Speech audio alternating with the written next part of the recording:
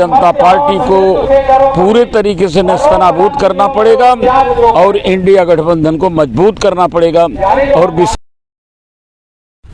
मेरी इस वक्त मुलाकात हो रही है मोहम्मदाबाद विधानसभा के अंतर्गत राम दुलार यादव कारगिल शहीद के आज उस मौके पे शहीद को श्रद्धांजलि अदा करने, खराज अकीदत पेश करने के लिए भारत के मशहूर लोक गीतकार MLC साहब काशीनाथ यादव से हो रही है।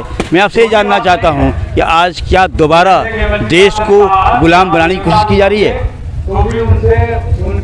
जिस मकसद से लेकर के आज़ादी से के स्वतंत्रता संग्राम से लेकर के हमारे शहीदों ने देश को आज़ाद कराया, आज़ादी के बाद भी सीमा पर लड़ाइयाँ हुई कारगिल में, जिनकी शहादत दिवस पर हम आज उपस्थित हुए हैं, शहीद राम दुलार यादव। सबका लक्ष्य एक ही है कि हमारी आने वाली पीढ़ी के चेहरे पर मुस्कुराहट हो और ये धरती आज़ाद रहे। लेकिन मौजूदा सरकार शहीदों के सपने को चकनाचूर करके मनमानी ढंग से संविधान के हिसाब से ही उस कुर्सी पर पहुंची है, लेकिन उसी बाबा साहब डॉक्टर भीमराव अंबेडकर के संविधान के नियम को ताक पर रख करके सारी मनमानी कर रही है। महंगाई, बेरोजगारी, यहाँ तक कि जिस तरीके से संविधान की अवहेलना करते हुए न्यायपालिका में नियुक्ति हो, चाहे आउटसोर्सिंग और संविदा की नियुक्ति हो, चाहे नॉट फाउंड सुटेबल हो और चाहे लेटरल एंट्री हो, अपने लोगों को सीधी भर्ती के हिसाब से करने जा रही है। ये तो ये कहिए कि भारत की जनता ने इतनी ताकत विपक्ष को दिया है, जिससे भारतीय जनता पार्टी अपने लोगों के लिए लाए हुए कानून को भी मजबूरी में वापस कर रही है। अगर इस देश की जनता सजग न रही तो भारत के संविधान के रहते हुए भी अगर इनके हाथों में ताकत आ जाएगी तो वे सारी चीज़ें खत्म कर देगी, जिससे गरीबों का भला होने वाला है, जिससे गरीबों को आरक्षण मिलने वाला है, जिसमें गरीबों का भविष्य सुरक्षित है। ये तो चाहती है। गोलवरकर ने कहा था कि अगर भारत पर हमेशा राज्य करना चाहते हो तो 95% लोगों को कंगाल बना दो। पेट भरेगा तो राजनीति की बात करेंगे, पेट खाली रहेगा तो पेट का इंतजाम करेंगे।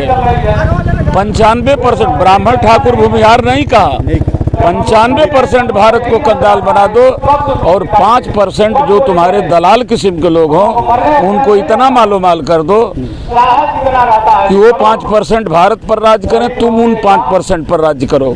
यही तो हुआ। 22 लोगों को फैक्ट्रियां दे दिया, एयरपोर्ट दे दिया, ट्रेन दे दिया, रेलवे स्टेशन दे दिया, यहाँ तक कि 16 लाख 1000 करोड़ रुपया कर्जा उनका माफ कर दिया। अगर ये बहुमत में आ गए होते तो ये पूरा देश उनके हाथ में दे दिए होते। इसलिए आज शहादत दिवस पर मैं भारत की जनता को धन्यवाद देता हूं कि आपने विपक्ष को ताकत दिया।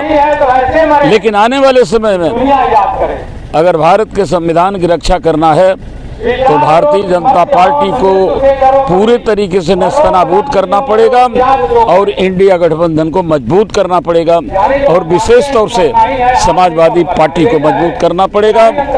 माननीय अखिलेश यादव जी को मजबूत करना पड़ेगा। जिस तरह से चुनाव आयोग मनमानी काम कर रहा है, आज तक देखा गया है कि जब चुनाव घोषणा हो जाती है तो कोई नियुक्ति नहीं होगी, लेकिन अब इस चुनाव आयोग कर रहा है, नियुक्ति भी हो सकती है और सब कुछ निकाल। इससे क्या कहना आपको? कोई ऐसी संवैधानिक संस्था नहीं बची है जिसमें RSS के लोग और भारतीय जनता पार्टी के लोग न बैठा दिए गए हों। तो जब उन्होंने ही नियुक्ति किया है, आपने देखा चुनाव आयुक्त की नियुक्ति प्रधानमंत्री, गृह मंत्री और एक विपक्ष वोट के हिसाब से होती है। 2 ये लोग हो गए, जिनको चाहे उनको कर दिए। तो जिनके द्वारा जिनकी नियुक्ति हुई है उनका काम करेंगे ही। इन्होंने सारी संवैधानिक संस्थाओं पर संविधान को दरकिनार करके अपने लोगों को बैठा दिया है। और ये पूरे तरीके से हर चुनाव, पिछले चुनाव में भी धांधली हुई है। अगर धांधली नहीं हुई होती तो उत्तर प्रदेश में हम 37 की जगह पर 45 MP जीते होते। लेकिन अब देश की जनता खड़ी हो रही है, पलट जाते हैं, ये तो भारतीय जनता पार्टी है। देखा आपने किस तरह से हमारे काशीनाथ यादव जी MNC बात कर रहे थे। यकीनन जनता को खड़ा होना पड़ेगा, तभी देश का विकास हो सकता है और गरीबों का विकास हो सकता है। 72 न्यूज़ के लिए जावेद अली की। लेकिन मेरी आने वाली पीढ़ी आजादी में दिन व्यतीत करेगी, इसलिए मैं फांसी पर चढ़ने जा रहा हूं। चाहे जो भी शहीद हुआ अपने और अपने परिवार के लिए नहीं हुआ, आने वाली पीढ़ी के लिए हुआ। वही परंपरा चंद्रशेखर आजाद आते आते कारगिल की लड़ाई तक आई। और साथियों, आज जिस शहीद के शहादत दिवस में हम लोग उपस्थित हैं, वो अपने लिए नहीं, अपने परिवार के लिए नहीं, इस धरती मां की रक्षा करते हुए अपने आने वाली पीढ़ी के चेहरे पर मुस्कान के लिए हंसते हंसते सीने में गोलियां खा लिए। शहीदों की मजारों पर लगेंगे हर बरस मेले, वतन पे मरने वालों का बाकी यही निशान होगा। सरफरोशी की तमन्ना अब हमारे दिल में है, देखना है जोर कितना बाजुए का दिल में है। अभी से क्या बतलाऊं, सुन ले मेरे आसमां, वक्त पे बतलाऊंगा कि क्या हमारे दिल में है। कहते कहते हमारे लाखों हजारों नौजवान या तो फांसी के तख्ते पर चढ़े या सीने में गोलियां खाए। उसी कतार में आज हमारे इस ऐतिहासिक पड़ैनिया गांव में जहां शहादत दिवस मनाया जा रहा है, हमें गर्व है कि हमारे धरती का सपूत इस मातृभूमि के लिए बलि की वेदी पर चढ़ गए। जब तक इतिहास रहेगा, स्वर्णाक्षरों में राम दुलार यादव जी का नाम रहेगा।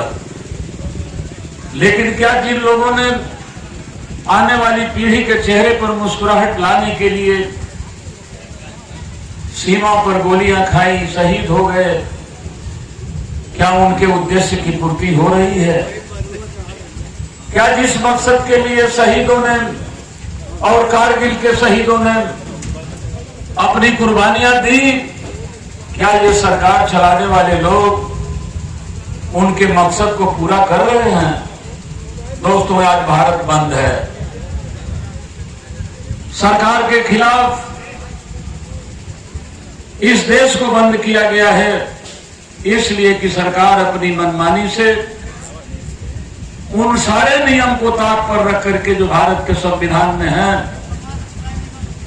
आरक्षण समाप्त करके सीधी भर्तियों को ले आने पर तुली हुई है।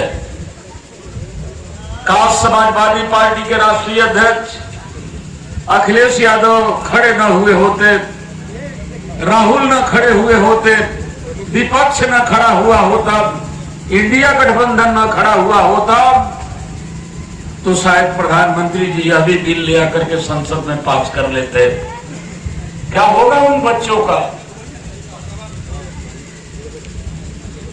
शहीद इसलिए हो गए कि हमारे चेहरे पर मुस्कुराहट हो।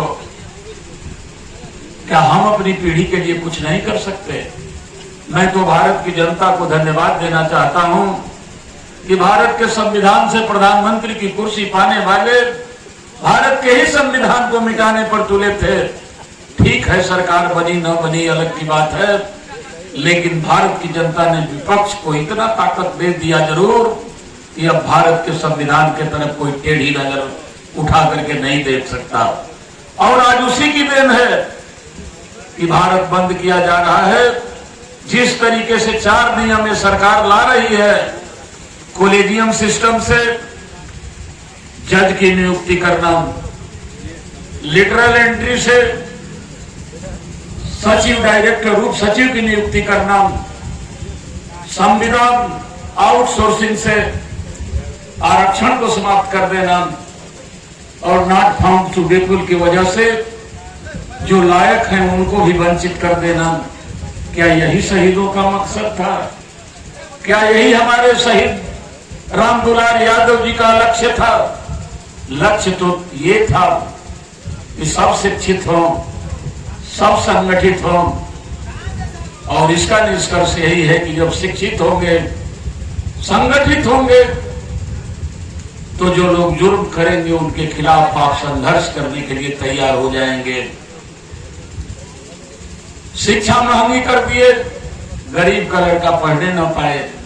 महंगाई इतनी ला दिए कि पेट भरेगा तो गरीब राजनीति की बात करेगा, पेट खाली रहेगा तो पेट की बात करेगा।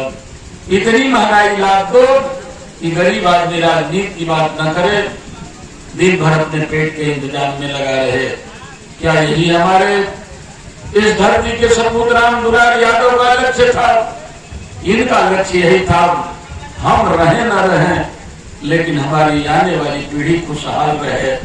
दोस्तों, जरूर हम चाहेंगे कि हम और आप मिलकर के इस शहादत दिवस के अवसर पर यह संकल्प लें कि आजादी के समय से लेकर के आज तक जितने हमारे बहादुरों ने इस धरती माँ के लिए शहादत दिया है, उनके लक्ष्य को पूरा करने के लिए, उनके मकसद को पूरा करने के लिए, आने वाली पीढ़ी के भविष्य के लिए हम एक एक कदम सोच करके, समझ करके, फूंक करके आगे बढ़ाएं।